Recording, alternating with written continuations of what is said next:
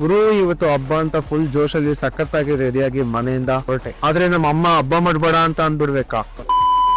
Shop open ಮಾಡಿ, shop ಸ್ವಲ್ಪ ಧೂಳಾಗಿತ್ತು, so ಅದಕ್ಕೆ ಕ್ಲೀನ್ ಮಾಡ್ಕೊಂಡು ಡಿಸ್ಪ್ಲೇ ಮಿರರ್ ಅನ್ನೆಲ್ಲ ಒರೆಸಿ ಎಲ್ಲಾ ಕ್ಲೀನಿಂಗ್ ಮುಗಿಸಿ ದೇವರಿಗೆ ಪೂಜೆ ಮಾಡಿ ದೇವ್ರ ಹತ್ರ ಬೇಡ್ಕೊಂಡು ನನ್ ಡೇನ ಸ್ಟಾರ್ಟ್ ಮಾಡಿದೆ. ಬಿಸ್ನೆಸ್ ಅಲ್ಲಿ ಸಕ್ಸಸ್ ಕಾಣ್ಬೇಕು ಅಂದ್ರೆ ಕ್ಲೀನರ್ ಆಗು ಕೂಡ ವರ್ಕ್ ಮಾಡ್ಬೇಕು, ಓನರ್ ಆಗು ಕೂಡ ವರ್ಕ್ ಮಾಡ್ಬೇಕು. 2 ಮೊಬೈಲ್ ರಿಪೇರಿಗೆ ಬಂದಿದ್ವು, ಸೊ ಅದಕ್ಕೆ ಐಟಮ್ ನ ಪಾರ್ಸಲ್ ಮಾಡಿಸ್ಕೊಂಡು ತಗೊಂಡ್ ಬಂದೆ. ಟೈಮ್ ಕೂಡ ವೇಸ್ಟ್ ಮಾಡ್ದೆ, 2 ಮೊಬೈಲ್ ಕೂಡ ರಿಪೇರಿ ಮಾಡಿ ಮಧ್ಯಾಹ್ನ ಊಟಕ್ಕೆ ಮನೆ ಕಡೆ ಹೊರಟೆ. ಊಟ ಮಾಡಿ ಅಮ್ಮ ಕೊಟ್ಟಿದ್ದ ಆಪಲ್ ತಿಂದು ನಮ್ ತಮ್ಮ ಫಸ್ಟ್ ನೈಟಿಗೆ ಸ್ವೀಟ್ ತಂದಿದ್ದ.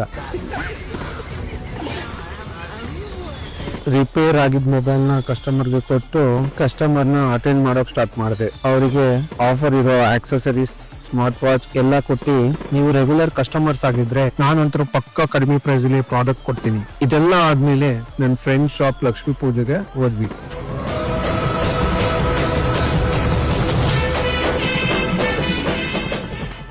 ನಾವ್ಯಾಕೆ ಈ ಸಲ ಪೂಜೆ ಮಾಡ್ತಿಲ್ಲ ಅಂದ್ರೆ ನಮ್ಮ ದೂರ ಸಂಬಂಧಿ ತೀರ್ಕೊಂಡಿದ್ರು, ಸೊ ಅದಕ್ಕಾಗಿ ನಾವು ಈ ಸಲ ಪೂಜೆ ಮಾಡ್ಲಿಲ್ಲ. ಇಷ್ಟೇ ಫ್ರೆಂಡ್ಸ್, ಅದಕ್ಕೆ ನಿಮ್ಮನ್ನ ಇನ್ವೈಟ್ ಮಾಡಕ್ ಆಗ್ಲಿಲ್ಲ. ಶಾಪ್ ಅಲ್ಲಿ ಪೂಜೆ ಮಾಡೋಕ್ ಆಗ್ಲಿಲ್ವಲ್ಲ ಅಂತ ಬೇಜಾರಲ್ಲಿ ಕ್ಲೋಸ್ ಮಾಡ್ಕೊಂಡು ಮನೆಗೆ ಹೋದ್ವಿ.